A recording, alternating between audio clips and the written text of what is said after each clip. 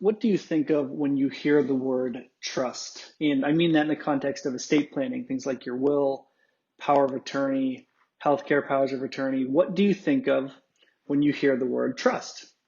For many of us, that word conjures up thoughts of the super rich, trust fund babies, complex legal structures, maybe even tax avoidance. And that's exactly how I thought of trusts before becoming a financial advisor.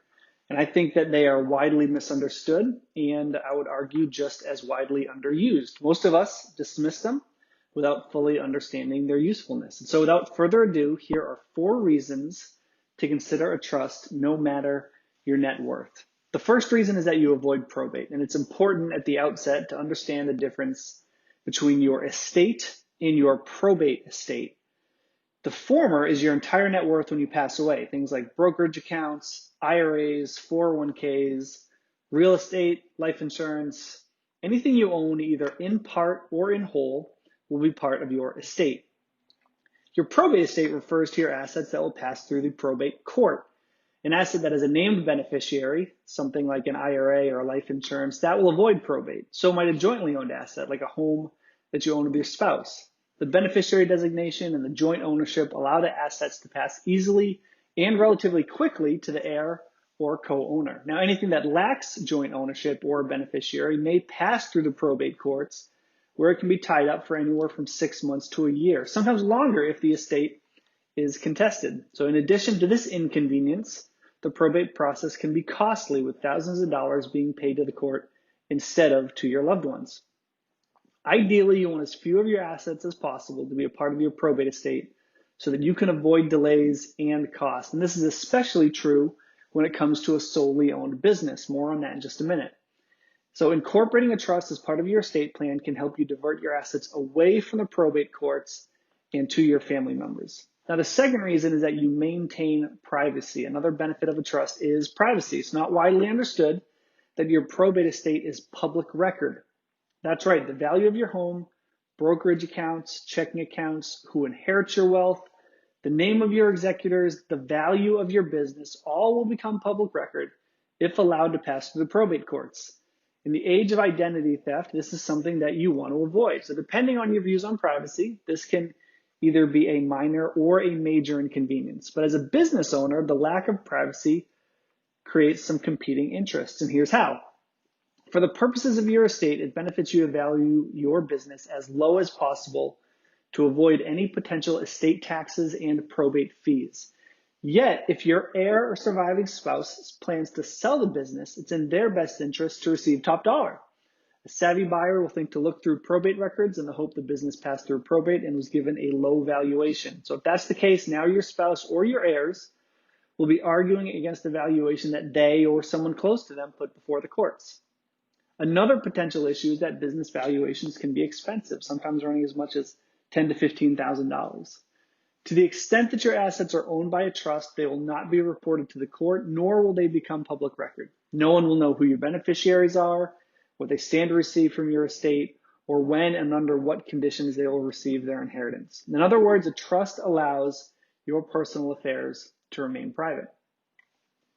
The third reason is that you have minor children. One of the worst estate planning moves you can make is to pass wealth directly to a minor child. If that occurs, the court will hold the funds in what's called a guardianship account, and the guardian must periodically report to the court how the funds are being utilized. There are also fees involved. A better approach is to have your assets held in trust for the benefit of your child or children. You will name a trustee who is responsible for ensuring your wishes, as laid out in the terms of the trust, are followed and that the funds are used wisely. Typically, trusts of this nature allow money to be used to support the child in their quote unquote normal lifestyle, pay for college, purchase their first car, maybe even make a down payment on a home, things like that. Depending on the size of your estate, you may not want your heirs to have full access as soon as they reach legal adulthood either. Most trusts that I see will slowly turn control of the assets over to the child at certain ages, say 25% at age 25, a third at age 30, 50% at age 35, and then all of it at age 40. And this can ensure that if your child is foolish with the first distribution, they can learn from the mistake without having spent the entire inheritance. Relatedly, if you don't have children, consider establishing a trust to hold funds for your parents in the event you predecease them. Elder financial abuse is becoming more common, so having a trustee in place to help your parents make wise decisions, particularly if your parents' mental capacity is diminished, can be in their best interests. And then finally, trusts offer protection. First, it can protect the wealth you pass to your child from being divided in a divorce, because a properly structured trust is its own separate entity. The assets held within it will not be included in a divorce. Second, it can offer protection from creditors. If your child is in an accident or they're at fault or their business fails, creditors cannot access funds within the trust. Third, it protects children who may not be financially savvy from squandering what you spent a lifetime accruing. A trustee of your choosing can help ensure funds are used wisely and for legitimate purposes. So in closing, first, understand that estate laws vary by state. So what works here in North Carolina may not work in Massachusetts, for example. Be sure you work with a local estate attorney who knows the laws of your home state. Second, be sure to go the extra mile and update beneficiary designations and account ownership under the direction of your estate attorney and financial advisor. Too often, we see elaborate estate plans that lack coordination with account titling or beneficiary designations. Third, understand the difference between a testamentary trust, which is created by your will and only at your passing, and a revocable trust, which is created during your lifetime. The testamentary trust offers many of the same benefits as a revocable living trust, but does not offer privacy or probate avoidance.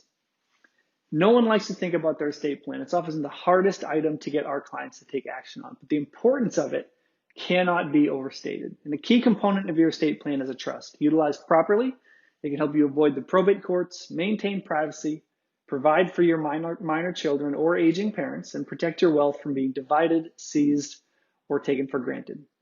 Please get in touch with us if you want to discuss this in more detail or need a referral to one of our trusted attorneys. Thank you.